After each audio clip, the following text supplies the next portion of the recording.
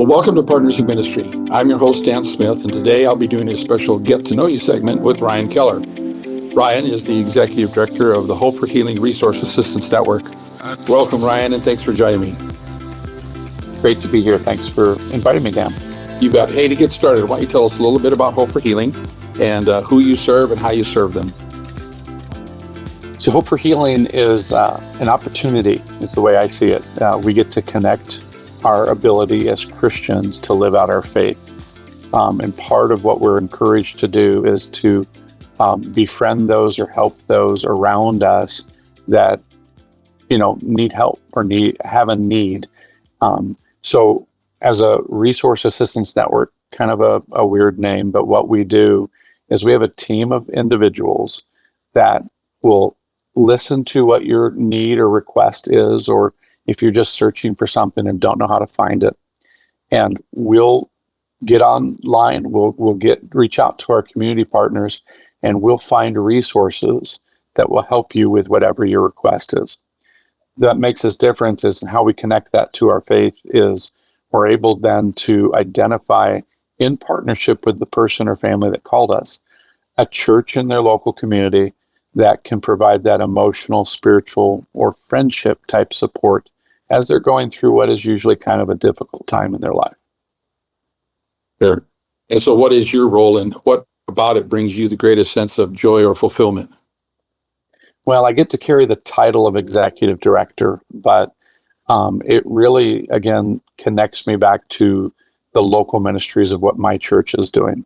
So as we get to interact with people in our community, if they're reaching out to us or if we hear of a need, then we're able to jump in and have a practical way of helping. Oftentimes, when something goes wrong, we may not feel like we have the knowledge or the wherewithal to find a solution. And so it's nice to know that there's a team of individuals that we can connect to. So I can just pick up my phone or go online and connect with Hope for Healing and start to find help. And I don't have to be the one responsible for having all the knowledge. Sure, yeah. So why don't you share just a brief moment when you saw God working through Hope for Healing?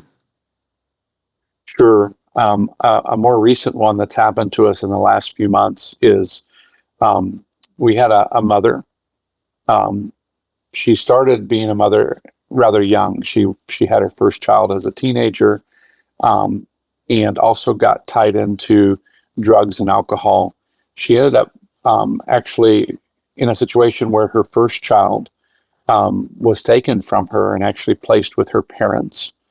But then just as life progressed and things happened, she had another child. They were about 10 years apart in age.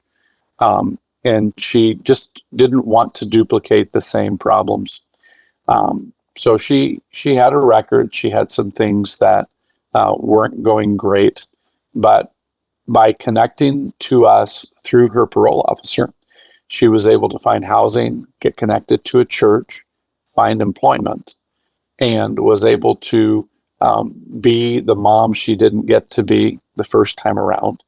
But it's actually been able to renew that connection to both her child that she's raising right now and her now adult child that she didn't get to raise, and the relationship with her parents. So it's just really cool. She's standing on her own. She's getting, progress towards some educational goals. But it's really cool when I consider what I personally have gone through in my life and my need of things like salvation and redemption, and then to see practically those things lived out in others as God can work through his people to support somebody and to bring about healing.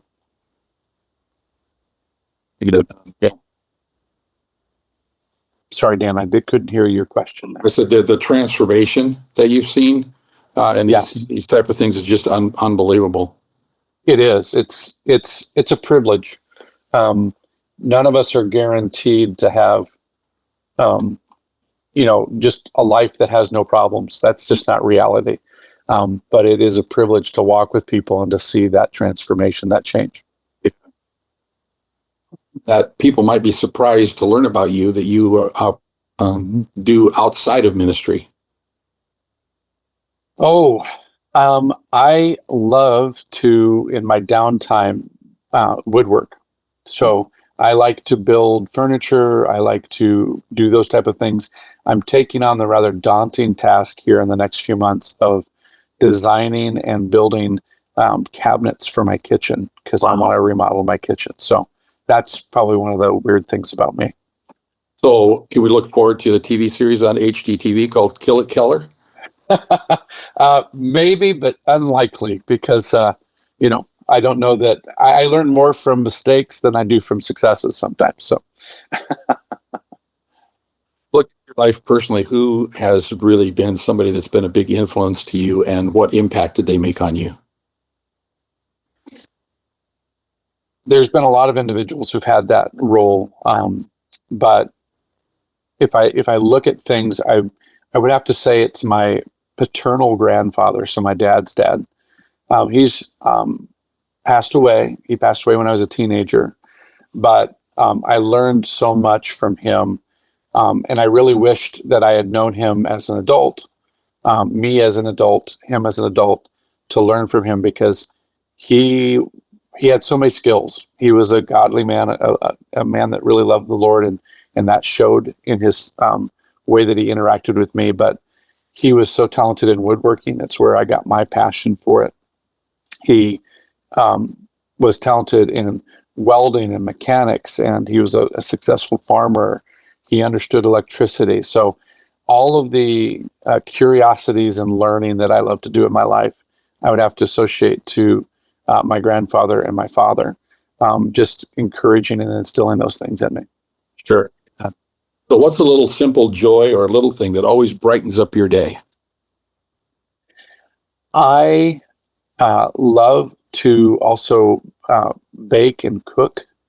And so when I get to do that for others and then to see their response of enjoying something, especially if it's something they haven't had before and I get to make that an enjoyable experience, I just love to see the look on people's face as they take that first bite or whatever and then get to enjoy it. Yeah. What first drew you to the mission of the Quakerdale Foundation? To be honest, it came about by a little bit of necessity. So I had spent a lot of years in business and in sales and had decided to go back and get my master's in marriage and family counseling. That's the other part of my day job, as I am a therapist. And Quakerdale and their ministry allowed me the opportunity to not only find employment working in their development department, but also gave me that opportunity to be able to fulfill my internship and licensure requirements as I became a therapist originally. That being said, connecting to Quakerdale and their ministries, the Josiah White Quakerdale Foundation, has just been enriching as I've moved along because I get to be a part again of living out my faith and doing something that has an impact on the lives of others. And clearly, as a therapist and as a nonprofit leader, being able to impact the lives of others is important to me. It's one of those things that fills my bucket. So, Yeah. I think you were one of the first ones to even be a part of the Hope for Healing network when it started from Quakerdale, 10 years ago or so? yes, we're 10 years ago, last August would have been our kind of 10-year anniversary. But yes, I got to kind of be in on the ground floor. I started in January of 2015. And so that's how long you and I have had the privilege of being friends. And I appreciate that very much. And I've had some great partnerships and people to work with during that time as well. Yeah, that's quite the ride, hasn't it? Yes, it has. As you look at the next 5 years, what role do you hope that Quakerdale Foundation will be playing in your ministry? Again, I think it's a privilege. With Hope for Healing, we get to carry on the history and tradition of Quakerdale Foundation.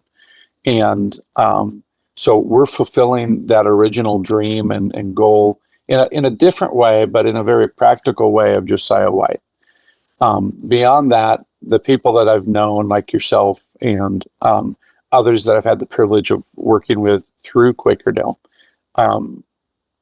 all have that same kind of mission and passion to serve others.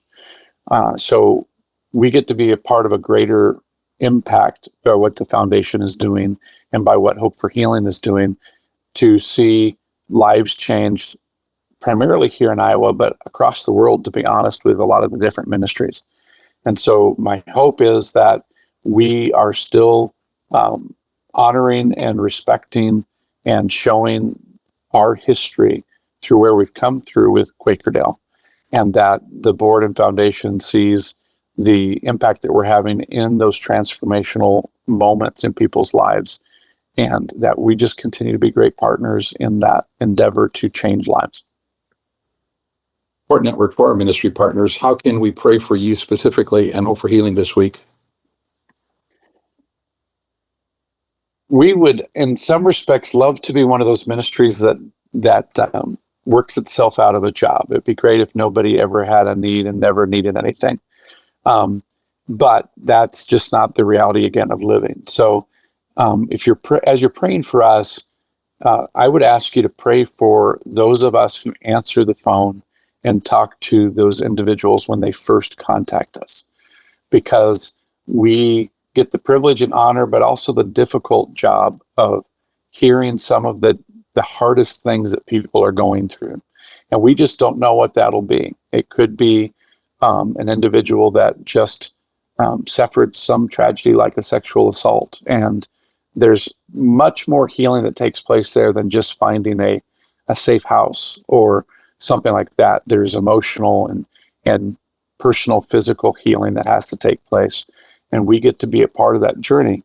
Or maybe it's an individual that's calling in, and I know about this just from a family member who went through this, but their house burned down and now they have to figure out how to put all the pieces back together. So there's a toll that takes place on those of us who interact with individuals on a daily basis. And just pray for God's strength and blessing as we do that we can show mercy and grace through those interactions, but also have the support and strength needed to hear those things and not carry them home with us at the end of the day in a way that's unhealthy. Sure. Yeah. Well, Ryan, I just want to thank you so much for joining me today. Really appreciate it. And it's been great to get to know you. I appreciate the opportunity. I would love to answer any other questions. If people have them, just reach out. Well, if you do have some questions, you can see the contact information for Hope for Healing right here on the screen. Be sure and let them know what's going on and get more involved if you want, or make a donation. You can also find this information on the show notes for this episode on our website, or you can see it in the description of this YouTube video. If you got some time, consider sending an email of encouragement to Ryan and let him know that you're praying for him and thinking about him. So on behalf of Hope for Healing, Ryan Keller, and Partners in Ministry, I want to thank you for joining us today. And until next time, let's get out there and serve as Christ serves.